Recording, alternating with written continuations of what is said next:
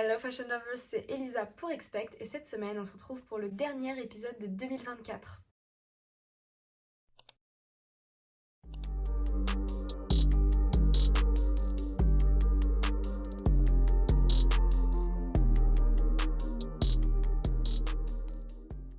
Et je vous présente une campagne Acné Studio pour clôturer l'année en beauté. C'est pour une ligne de 14 pièces en jean, 100% unisexe, parue en septembre 2023, que Johnny Johansson, directeur artistique de la marque, désigne Kylie Jenner comme égérie de la campagne.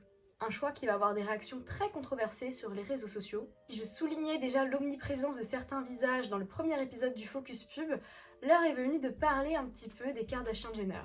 Quand on parle de Kendall ou de Kylie par exemple, les réactions sont assez binaires. On a les fans qui vont les adorer et on va avoir leurs détraqueurs qui les détestent. On observe un véritable ras-le-bol à leur égard.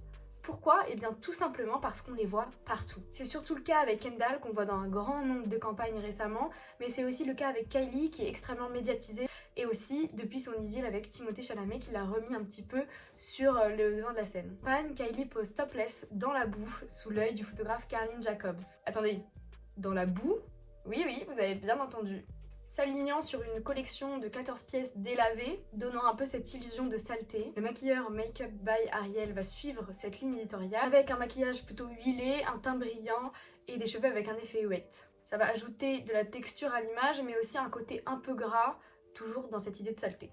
Selon le directeur artistique de la marque, l'idée ici c'est de célébrer l'individualité et de mettre en avant l'amour de soi. Le fond est blanc, vide, qui ressemble un peu à la DA d'Acné Studio, on retrouve souvent des photos avec un fond blanc, mais il y a vraiment cette idée de pur, de propre, qui va contraster fortement avec ce qu'on va avoir sur Kylie, c'est-à-dire beaucoup de saleté. Aussi le fait d'avoir un fond blanc, ça permet de se concentrer exclusivement sur ce qui se passe au centre de l'image, c'est-à-dire Kylie. D'ailleurs cette image elle est intéressante parce qu'on peut la mettre en relation avec l'épisode 3 du Focus Pub qui était avec Pamela Anderson, parce qu'ici on a encore cette idée de casser les clichés et d'aller au-delà du genre. Parce que Kylie Jenner c'est toujours l'image de cette femme qui va être très apprêtée, très maquillée, un peu bimbo, en fait c'est un peu la Pamela Anderson d'aujourd'hui. Elle va avoir un côté très fake et l'idée ici c'est de la présenter un peu très nature peinture, c'est-à-dire qu'elle n'hésite pas à aller dans la boue, à aller se salir les mains et ça contraste vraiment avec l'image qu'on lui donne. Et ça casse aussi également les codes du genre, les femmes en général on les représente toujours propres sur elles, toujours très élégantes, avec des vêtements très soignés. C'est plus les hommes qu'on va retrouver dans des campagnes, par exemple avec des voitures, des véhicules